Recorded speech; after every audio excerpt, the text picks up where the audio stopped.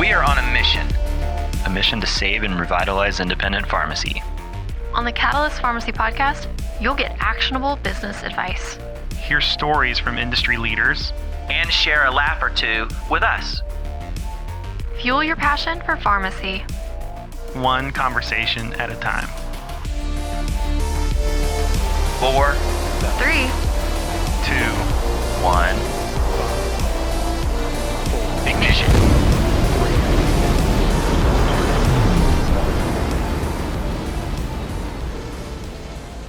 Welcome to the Catalyst Pharmacy Podcast. I'm your host, Jeff Key, president of PioneerRx, and today I'm here with Marsha. Hi, I'm Marsha Bivins, Director of Marketing for PioneerRx. Today we're here with Theresa Rodriguez. She's the VP of Strategy and Business Development for Pharmacy Automation Supplies. Hi, Theresa. Welcome. Hi, guys. We're talking TikToks All right. TikTok. Got it. this morning. What's new on TikTok? Warming up. What was new? Yeah, my TikTok's all food. Mine's food and projects. And funny stuff. Yeah, mine's not so funny anymore. I guess I need to be more funny. I need to linger. I usually see you at trade shows. Yes. And haven't seen you in a couple years until NCPA this past October. And you looked fabulous. So obviously you got on the workout and diet, unlike the rest of us, that you got it on just pretty late. We're wearing black, so we look skinnier. It's a ploy. Absolutely. The COVID-10. Yeah. So, but how have you been in the 2 years? I mean, what's new with you? Oh my gosh, I've been good. Definitely boredom of COVID and quarantine got me on the workout train. I think after the first couple weeks of it, You were finally smart. gave in and got in a schedule. Yeah. I think I just got tired of TikTok and just kind of waiting around, not going anywhere. So other than that, it's been good. We've been busy here. We never really slowed down. So during COVID, we set the office remote. We had a couple of us still in the office that needed to be here for finished goods warehousing, processing orders, things like that. But we got through it. We came back to the office in June of this year, and we've been back since, and things have been going pretty good. Nice. So were you remote also, or were you still in office? I kind of toggled back and forth. If there was anything that, we needed assistance with that I had to be in the office, I came in. But the majority of the quarantine, I guess, I was remote. Did you do any fun traveling during COVID? Zero traveling during COVID. Zero. Yeah. Jeff got bored and he said, we've got to go somewhere. I'm jealous of that. I should have. And where did we go? Our first one was Orlando to visit Eric Larson. Was that during COVID? I guess that's what Florida was open. Yeah, that was when, did Florida ever close? We had a family trip to Colorado. Yeah. Because it was outside. Mm-hmm. They were still outside. People were still doing stuff. So you could hike and whitewater raft and things like that. Yeah. No, I definitely wanted to travel. I just, I didn't. We were pretty locked down in Chicago and there was a lot happening with work and such. So I stayed put until I think about maybe June of this past year was my first trip back. So, okay. Yeah. So y'all are in Chicago. To remind everybody, is that where the headquarters is, or is it one location, or? Yeah, so we have a manufacturing facility in Chicago by Midway Airport, and then I'm in our sales office, which is about 30 minutes from there in a town called Romeoville. Is that kind of suburbs? Get out of the big suburbs. Chicago a little bit? Yeah, Romeoville is very industrial. There's basically nothing around us but cornfields and warehouses. So how did you end up in Romeoville? It's kind of just the central location. The city is congested, so we kind of ended up just right outside of it for our sales and operations team here. Gotcha. And so do you live further out? That lets you get further out of town? I live a little ways out, a town called Naperville. I'm about 20 minutes from our sales office here, maybe 35, 40 from our plant. That's not bad. Yeah, it's not bad. Are you originally from up north, or? I am, yeah. Born and raised here. Okay. Not a lot of people stay in place. It's rare now. It's rare now if you see that. Like most people we've talked to, they've moved off. I moved off from my hometown. Where are you from originally? I'm originally from Midland, Texas. Okay. So about 5.5, 6 hours west of here. Gotcha. And now it's just covered in more oil derricks and wind turbines. And So you it's didn't just, move that far. You just kind of. well, at first I moved to Shreveport, Louisiana, because my husband was in the Air Force. And so I got moved to the Air Force base. And then we've moved around several times since then, a few years in Houston, and then we've been up here in the DFW for the last 10 years. So I like it up here better. I like it here. Where are you from, Jeff? I'm pretty much here. Well, no, not pretty much here. Pretty much grew up most of my life from about 2 on in North Louisiana. Okay. And then out of school, I moved to Dallas and then to Houston when I got married. And once we had small kids, we moved back home because of getting support and having somebody watch the kids. And we wanted the kids to know their grandparents. And then when we empty nested, I was like, okay, my turn again. It's back to the city. So I like having restaurants to different places to eat, and I like having Best Buy close by and all these kind of things.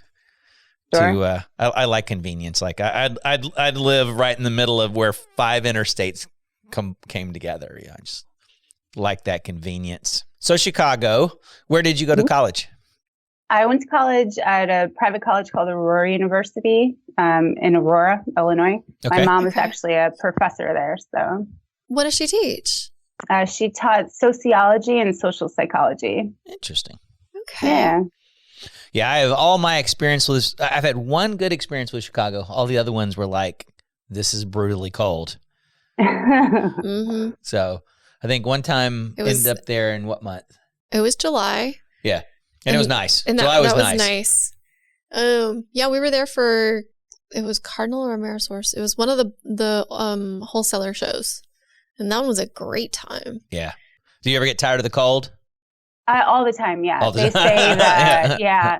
They say you get used to it, right? Mhm. The longer you're here, but I've been here my whole life. And I think the older I get, the less used to it and tolerant I am of Chicago winters. So Yeah. I've turned into almost like a 30-something-year-old snowbird. Every winter, I'm finding excuses to go south and kind of chase the sun. So. There was a TikTok where a girl was dancing about, hey, here comes the first big snowstorm to run off all the Flatlanders who've moved to Montana. So a lot of people from California moved to Montana during milder weather, I guess. So we shall see. Yeah. So what's going on with pharmacy automation services? What's anything cool? Anything new? Yeah, I mean, we're cooking. So we're helping customers work through supply chain issues that we've seen in the industry. Obviously, lead times are a little bit extended right now. So we're doing our best to work with everybody. We, as a customer service effort, we help monitor inventory for all of our customers. So we've been reaching out early to help hedge some of these longer lead times. And just, trying to limit the impact on the end user for things like that. Traveling, we just started traveling again. As you guys know, we saw you in Charlotte. So that's nice. That was our first national show back. So it's nice to see everybody kind of get back in the swing of things. We've been to a couple smaller shows since then. And then next year, I think we're back full circuit as much as is happening, which I think is everything. I haven't heard anything yet, unless you guys have. No, I think everything's a go. Yeah. Good. I mean, a few of the winter shows have already gone virtual, but I mean, I've seen Texas Pharmacy Association has already announced we're live, and like they made it a big thing. It's live and in person. And so, and talking to just virtual trade shows, I have not heard anything positive. Even the hotel that I'm working with right now for Connect said that they've had customers that did kind of a virtual and in person, that they're hybrid, and they said we're never doing virtual again. Yeah. Yeah. And I would think that would be the worst. One of the things we found from, of course, with COVID, the technology has improved. Meetings have improved. This is pretty good quality here. But what I've found is in person's great. Everybody on remote is decent. Half in person, half remote is like super hard. Yeah. None of the remote people talk. It's like they're more just watching television rather than really participating. So yeah, I would think that the hybrid would be just the worst possible for a trade show. Did you guys do virtual shows No, at all? we did not do any. Did y'all? Okay. We only did virtual shows if they were appointment based. So I think there was only 1 or 2 throughout the last 18 months or whatever it's been. But we did not attend any where customers would call in or ping in, or the half virtual like you were talking about. Yeah. We skipped all those. Do the ones that were appointment based work okay? Yeah, they worked okay. I prefer it in person, obviously. I just think that talking to people one-on-one, you can't really replace that. But then also the events, right? The cocktail parties and the lunches where everybody can kind of come together and just chat. I missed that piece of it. Yep. But the meetings were good, and, they were appointment-based. So you talked to the people, you knew you were going to talk to them. The one advantage, I think, was I think I was a little bit more organized in those meetings, right? I had all of my notes and everything kind of handy. So that was nice, but prefer live for sure. We are always, our virtual exhibit hall is our website, right? Mm-hmm. Yeah. And people can call us and set appointments with us all the time. So it really didn't make a real model for us. At a regular trade show, people have extra time. They go to the exhibit hall. Right. At home, they go make a sandwich, or they get on TikTok. They get on TikTok, or they go do something else to, it's not, I might as well be here. I'm going to walk around. There's not really walking. You don't really walk around you can walk around the internet all you want to, and they may have done that, but they probably weren't looking at us any more than they would something else. So, no, we've, one things we've done with supply is I think we realized COVID first started, hey, there's probably going to be a problem. So we started stocking like 12 months ahead. And we've had people call us who were new stores who had talked to somebody else and were like, they can't get any, they can't get any hardware. Y'all have hardware. And I'm like, yeah, we have hardware. What are the kind of stuff that's hard for you guys to get? Well, it's been interesting. So in the early days of COVID, we didn't really have any supply chain issues then. We had an influx of orders, kind of people, for lack of a better term, panic ordering, right? So from a production standpoint, capacity standpoint, that was something to manage, right? We had this big influx coming in. Fast forward to today, now there's all sorts of supply chain issues with raw materials. There's materials on allocation. So now it's essentially waiting for materials to get delivered and then putting them through production as quickly as possible. So this is the longest lead times I've seen in the last 14 years that I've been in the industry. So hopefully it's a short moment in time here. And like I said, we're doing everything we can to kind of hedge around it. But it's everywhere, right? It's not for once limited to our industry. So that is nice. I think people kind of get it and they understand. So yeah, and you're starting to see weird stuff like there's a shortage of cream cheese in New York, and there's you're starting to see kind of weird foods get shorted and just kind of different stuff kind of late in the game. I don't know, people weren't panic buying cream cheese or milk.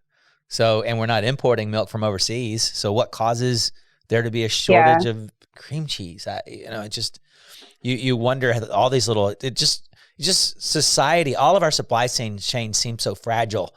You had the big push in the 80s for all this just in time stuff. And I think that's made us just fragile to demand.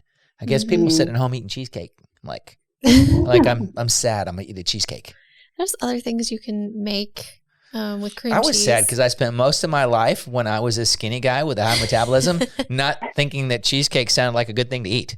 It was like I was so wrong. If I would have known how good cheesecake was, you probably would have been a bigger kid. I might have been a bigger kid. I'd eaten a heck of a lot more cheesecake though. I'd eaten cheesecake instead of 5 hamburgers.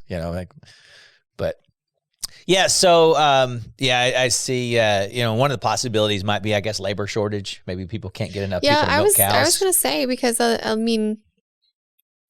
did see a thing where we're sitting here complaining about supply chain issues, but it's all sitting out in the Pacific and the Atlantic Ocean right now. And I saw this article where this guy who works the freight yard said that, they actually had to cut it in half so they could allow for social distancing. And I guess they still haven't brought everybody back to help unload these shipping containers. And so what used to take 3 hours to unload one container now takes, or 3 hours to unload like a mass boat now takes like 3 hours just for one container, is what it was like, some crazy drop in production. Yeah, well, you wonder if consumption's gone up too. You know, I mean, absolutely. I think about, you know, with online ordering and stuff, I buy more stuff than I used to. I have more and more gadgets and things than I used to buy. Well, because during the pandemic, we'd all go to the store and it's like, oh, it's not on the shelf. It's all completely gone. And I've gone to Target and I've gone to Walmart. Nope. Okay. I'll just order it online and it'll be here in a month. And at least I know it's coming. So yeah. Any recommendations? Should people, so, you know, you think it's a blip or stuff, if I'm a pharmacy, should I, and I don't want to induce panic buying here, so let's everybody take a deep breath before we have this conversation. But what do you have any recommendations about, you know, should I have more things, more labels, more blister packs? Yeah, I think it's about planning ahead, right? So supplies in pharmacy, maybe anywhere, packaging is probably the last thing people think about until they're out of it, right? And then it becomes a very big issue. So lead times are longer right now. We're running about 10 to 12 weeks. So just kind of forecasting usage, right? And get an idea how many scripts per day, you know, add a buffer, not the panic order like we were talking about, but a buffer to that to make sure you're okay. And just keep an eye on it, right? We tell customers for labels, right? Put a dot on the fourth box on the bottom, right? When you get to the dot, call an order, that type of thing.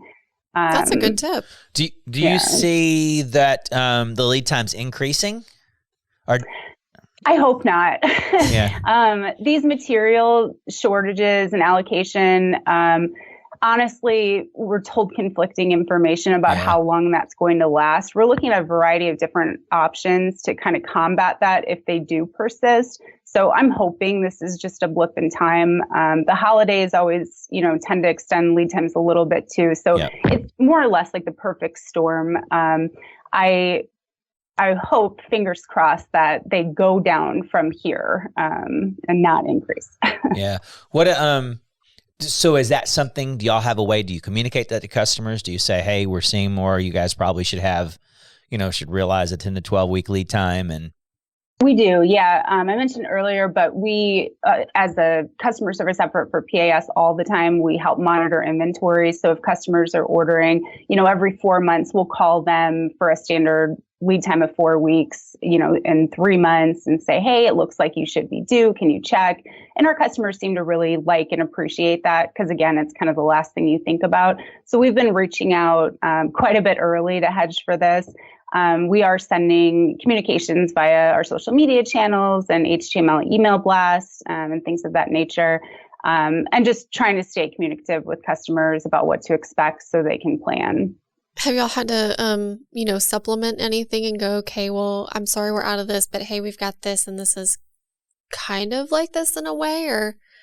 We have labels in particular. If their custom order is taking longer, we'll switch them onto a stock format. Gotcha. Worst case scenario, they may have to switch dyes if it's not a stock product, but it's been, it's gone well so far. So we have different tricks up our sleeves. So nobody's ever going to be without something. Mm-hmm. Y'all have a pretty good supply of stock labels then, I guess. We do. Yeah. Yep. And we've increased that and plan to continue to do so. So we'll have something so nobody's without. Have you seen an increase in your customer base? I mean, I'm asking that because, I mean, we've talked to Parada and RX Safe and a lot of people, I mean, it's just like we were talking about a moment ago that they either had to reduce their pharmacy staff, or their pharmacy staff decided, well, no, I can stay home and make more money. And so they had to supplement with robots. Have y'all seen an increase in your customer base? We have in that area of our business. So we have products that are complementary to automation, right? Labels for vial filling, pill boxes for pouch packagers. So we've seen new clients come aboard, I guess more rapidly than usual with those types of products. So have you seen some customers that you got because other people weren't handling supply issues well? Like, seen some hey, of that. I can't get any labels. Do you have some kind of thing? We do, yeah. Especially early on, I think, with the panic ordering, which I can think of a better term for that, but that was happening everywhere, right? So there were competitors, right, that were having trouble keeping up with that demand, whereas we remain and kind of always have pretty nimble. So we were able to help some customers out there, short term, and then some turn into long-term customers as well. Any new products? We do actually. So we're looking to launch a new product early next year. So next month already. Okay. It's kind of new. It's a revamp of the standard unit dose card that's on the market. So it was brought about for two main big reasons. Number one is to work more seamlessly in automation. And then number two is to combat some of the supply chain issues that we've talked about with the traditional cardstock foil blister, unit dose blister that everyone's using. Okay. So the redesign is essentially, it's similar to our Flex labels, Flex cards that you guys code to. It's essentially a laser label and then a PET blister. Instead of all those other components. So it allows us to have the materials for the most part and not be waiting on shipments of those raw materials, and then also keep costs controlled. We've seen the raw materials for the standard card increase month over month and continuing to do so. So this kind of eliminates all of that. So will this be something that people can preview at PDS? It will be, yes. And we actually have it coded directly with Pioneer already. So that coding's already finished. So anyone with Pioneer software can print all of the drug and the patient-specific information right from the main system. Nice. Paul's ahead of it. He already got on it. Very cool. Yeah. It'll be cool to learn about that. Anything else? That's the main one. That's the one I'm really excited about. So what are you seeing any trends? As far as outside of just the supply chain, are you seeing any trends in pharmacy as far as a big up? We just saw maybe an uptick in the automation, the robotic supplies, but things like thermal labels or things like, do you see any kind of pickup and any kind of things like that? I would say definitely the automation, like you guys touched on earlier. That's something we've seen. I think that ties into an increased push in adherence that we've seen over the years. Not too long ago, 4 or 5 years ago, talking to people in the market, customers, they would say, oh, we're not going to do that, or no, we don't do that. And now nearly everyone we speak to is doing something, right? So I think we'll see that continue, that trend continue to grow. Thermal labels that, in my opinion, has mostly kind of passed. Most customers have switched from laser to a thermal form now. I think with labeling, we keep seeing the label get smaller. Okay. Right? The old laser labels were 11 inches and they just keep getting smaller after people had done that initial transition. So, I mean, those are the main things that I'm seeing. Do you see an increase in custom designed labels or? I wouldn't say that, no. I think custom labels have a good purpose, right, for a lot of customers. But I think I've seen people actually switch back to a stock label for convenience or just other reasons. I don't know if I've seen a push on branding the label particular. For adherence packaging, we have seen a big push. That's something that I think becomes somewhat iconic to that program for each individual community. So I think the branding focus there is something that I always recommend that customers do, and something that I think is really valuable for that particular product. So talking to a pharmacy on the trade show floor, what would you say to this person as far as, what is the value in packaging and why they should be doing it? You mean in terms of like adherence packaging in general? Adherence packaging, maybe the blister cards. Sure. As far as, why should they be pushing this on their patients rather than here's your 3 bottles for the month? Sure. Well, a couple of reasons. The customization, right, gives that customer the experience, that brand recognition. It promotes your brand to the customer and then within the community, right? Adherence packaging, it's needed, right? Customers need to better manage their medication. from a business standpoint, it keeps all of their medications with the same pharmacy. It allows you to add that service that they may not be getting from a big box retailer, right? Or they may not have the capacity to do on their own, or a caregiver, or what have you. The branding piece, as it pertains to adherence packaging, I think just helps, I guess, wrap up the program for the end user, right? We use terms like adherence and compliance all the time, but I think for the end user patient, that doesn't always mean all that much to them, right? They want to hear the story. We put all your pills for the time of day into this pouch or into this blister card. We've organized this for you and took out the thought process. It's an easy grab and go solution for me, the patient. Yep, exactly. And we've seen even with, pill boxes, we have a customer that has the overall pill box is blue, right? And he didn't actually name it, but it's this North Carolina blue that he's got on the box. And people come in and they'll say, I want that blue box. Where do I get the blue box? Right. They get the picture of it more so than the terms I think we use in this industry. Huh. Do y'all have a marketing group? I mean, do y'all have a group that helps pharmacies with marketing concepts? Or is it just, hey, you bring me your graphics and we... Yeah, so we do. We have a marketing group, I guess you could say, that does help come up with some of those names, Easy Pack, what have you. We'll also, and this has been especially valuable for us and our customer base for the pill boxes for pouch packaging, we'll help kind of do that initial design, right?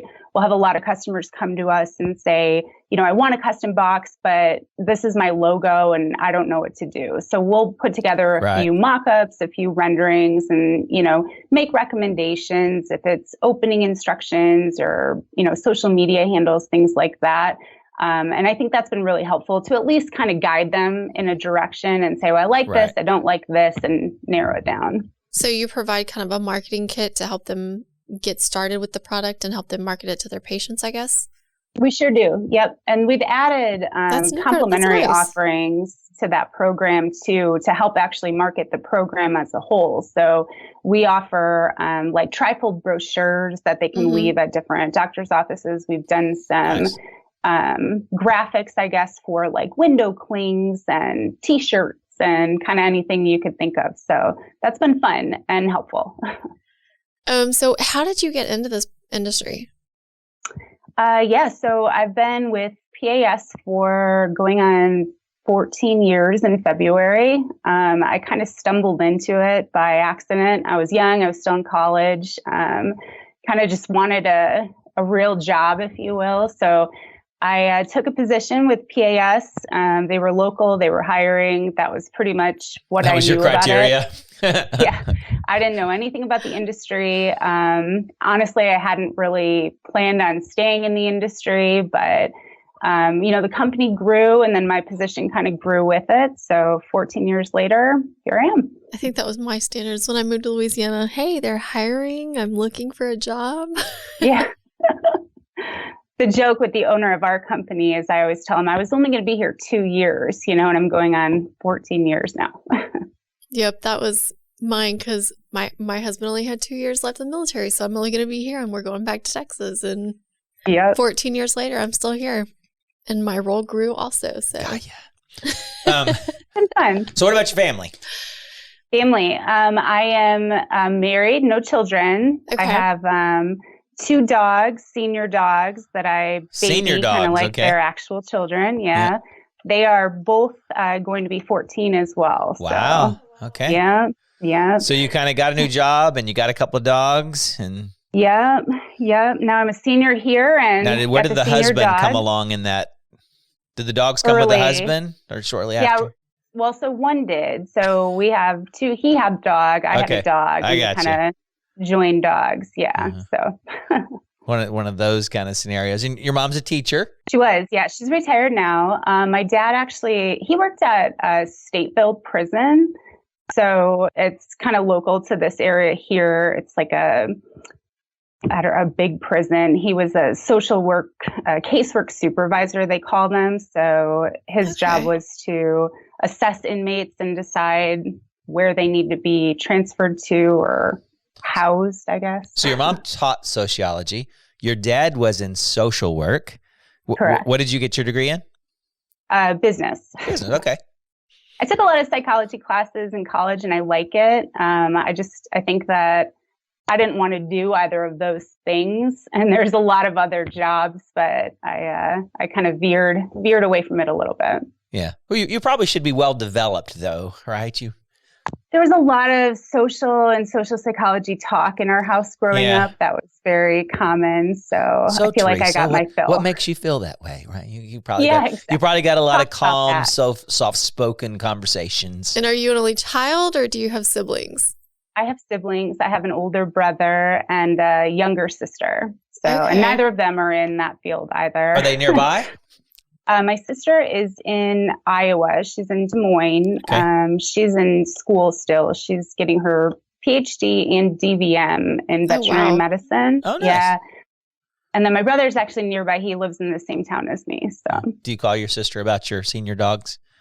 I do all the time. And I tell her it's my, I deserve that because I helped her, in college and it's a long program, right? So she's been in college for a long time. So my free vet care is my thank you.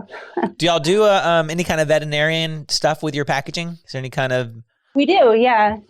So we have all the vertical markets that we're currently in, we've kind of gone into based on customer need, right, and demand. People see our products and they see it fitting. So for the vet industry, we have the paper bags translate. We do some vet labeling.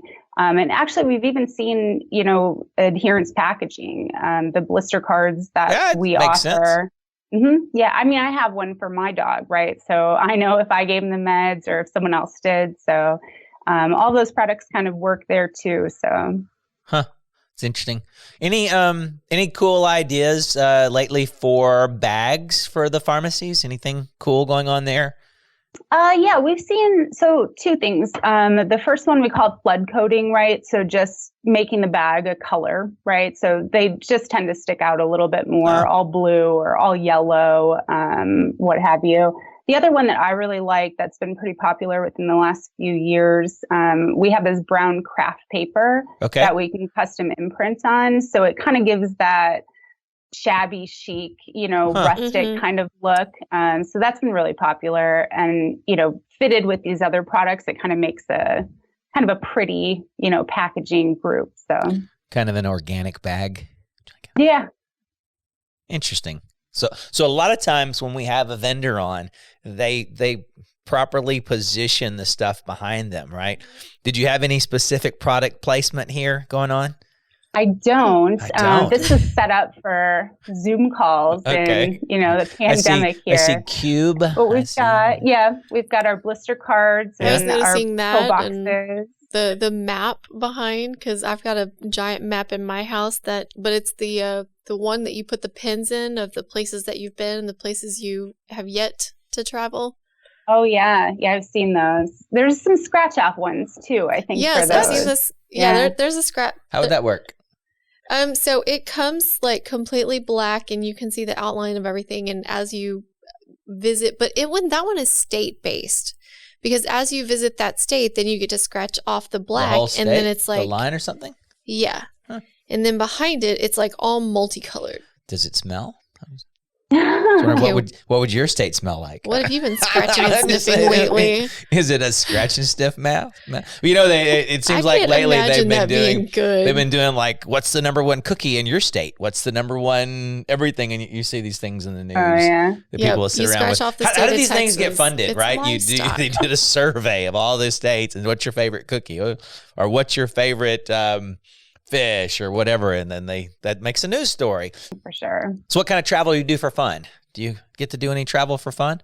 Well, I haven't in a while with COVID. Do you got something planned for next year out of COVID?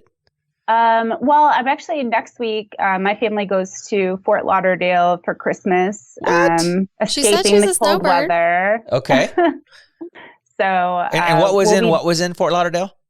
Pretty much just the sun, Chicago winter. So y'all do Christmas in Miami, basically. Pretty much, yeah. We hang out on the beach and spend time together, get some sun. So looking forward to that. How many years have y'all done that? So we skipped last year. Yeah. I think it's been, this will be the 7th year that we've done that. So y'all get a house on the beach or a house near the beach? Yep, And then, very interesting. See, I'm kind of see, we're in the South. We don't get snow. So I always, after when Christmas, we shut down. We go to the snow. So we'll head to Big Sky, head to Montana. A week after Christmas. Yeah, the week after Christmas. Oh, nice. What do y'all do there? This is the opportunity to take my kids skiing before they start back after winter break. Yeah, our families go together and nice. And just ski and eat. Yep. And burn fires and safely. And then nice. there's typically a conference in Montana that is after that. So we'll come up there before that and go to that conference. Probably have done that for my family. Went to that time of year skiing before started going to that conference. But Montana was the first place that we went with PioneerRx after what was a historical territory. The product we replaced had about a 9-state territory. And when they brought me in to build a new system, one of the things I said, it's got to be national, it's got to be wholesaler independent, or I'm not going to do it. And when we finally decided to go national, we looked on the map and said, oh, okay, there's 80 independents in Montana. If we screw it up, nobody will know. We'll just move to the next state, right? And it really took off there. We probably have about 75% of independents now in Montana or on Pioneer. Nice. And so it's always and their winter meeting is always there about the second week of January, but they went virtual this year, so we're going to do a weekend with Pioneer in Big Sky, Montana. Yeah. Oh, nice. That's fun. Yeah, so it's kind of just a rebirth each year as you go back to your roots. Hey, remember when we were wondering whether or not we were going to screw it up? Yeah. Remember when we only had 5 stores? Now we kind of, and each year it's like, oh, now we got another 20. Oh, wandered we got more. Around. Yep. But yeah, we're trying a little thing. Just have a little weekend, little half days, a Saturday morning, a Sunday morning. Have about 8 hours of training in what was conspired to be within drivable of the people there. But the little weekend with Pioneer, we're having people come from North Carolina, Tampa, and all over the country. I saw a registration from Massachusetts the other day. Yeah, so very cool. So that's what happens when you do that in a ski resort. So they're just all and really some heavy hitters. So it should be interesting. It'll be a good weekend. Yeah, it'll be fun. That's really cool to have watched that grown over the years. That's really awesome. Yep. And then we're working on the second weekend with Pioneer, and that's going to be in Dallas first weekend in February. So my birthday. Yeah. Nice. I will not be in presence at that one. You will not? I will not be in person. You're not going to let a bunch of pharmacists sing happy birthday to you? You can video it and send it to me. I can video it and send it to you. Okay. Just seems like 30th birthday was just yesterday. No, it wasn't. No? Doesn't feel that way? No. There's a lot of things that feel like yesterday, but that's not one of them. My only regret is that I didn't get certified. You have one? You only have one only regret? have one that I did What's not. that one regret? That I did not get certified sooner in scuba. Scuba. Because that would have made some of those trips a lot more fun. You scuba? No, I was just thinking about that when you said that. So it sounds amazing. I think I'm nervous to do that, which is not typically like me. I usually try everything, but something about that, I feel like I would just panic and not be able to breathe and just get really nervous about that. Yeah. All of the training is all about what you do if something goes wrong. Yeah. Yeah. So what you just go up, just calm down? It depends. It depends. I mean, how deep are you? Because there's a certain level where it's like, hey, if you're panicking and you're 40 feet, you can't. You've got to stop at this level and you've got to stay. You've got to hang out here to let your body adjust. Because if you surface too soon, then your lung could pop. Yeah, but if you were a cautious person, you could stay. There are plenty of places to scuba that are 20 or 30 feet. Yeah. But you always ski with a buddy. Yep. You have a spare octopus. A tank will come with 2. Yeah, you have the octopus. It's the piece that goes on your tank, which is your gauges to tell you how deep you are, how much air you have left in your tank, and then you have your the piece that goes in your mouth, and then the spare for your buddy if theirs quits working or they run out of air. And then, of course, the part that hooks up to your BCD that allows you to inflate your vest when you're on the surface and that kind of thing. Yeah. Yeah, so if you were deeper and something happened to your air, you would share your buddy's air while y'all surfaced. You went up. Have you had anything happen while you were going that was like unexpected? This last thing, our guide, the last time we went in the Florida Keys, we went scuba, and our guide all of a sudden was out of air. And she surfaced, but we were only 30 feet. But we were 30 feet. Yeah. So, I mean, at 30 feet, you can surface no problem. But she did an emergency ascent. Yep. She did as she controlled her air and went up. She went up. And she didn't run out, but she looked and she was almost done, and she took a deep breath and then controlled you want it going up, you want to be gradually just kind of bubbles coming out of your mouth. If you're holding your breath, because the pressure expands, the amount of air in your lungs would be more at the surface than it is 30 feet below. So you want to just, but that's, the training is all about that. If your mask gets kicked off, how do you find it and put it back on underwater? If your, respirator gets kicked out of your mouth, how do you find it? How do you put it back in and clear it out? Clear the water out of your mouth. So it's all about, as long as you get trained, and if you don't scuba for a year, you re-go over what those things, where people have problems in a disaster is when they haven't recently thought through what I would do. That's why they encourage you to, think, hey, if I wake up and the house is on fire, what am I going to do? Where do we meet? Pre-thinking about things that can go wrong. When that happens, you go, oh yeah, I have a plan. Yeah. But like Jeff said, it's a thing that you never do it alone. That's the number one thing that they say. You always dive with a dive buddy.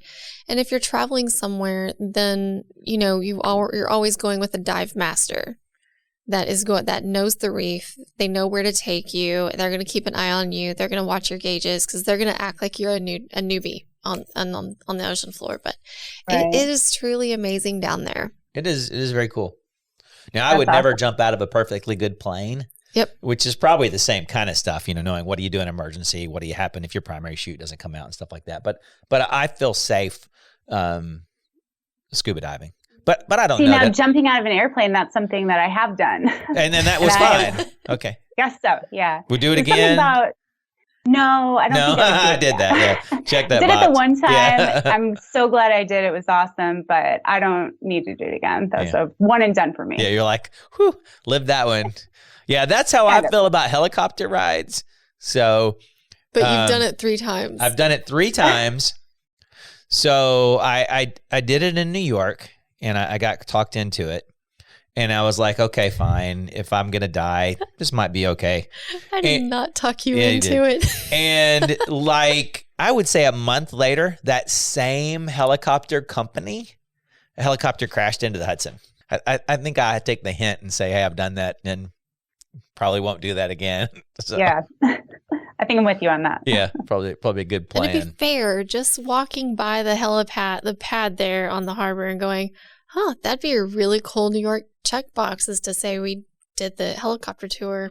That'd be kind of a fun check. That was not talking you into it. Yeah, I totally remember that story differently. I was coerced.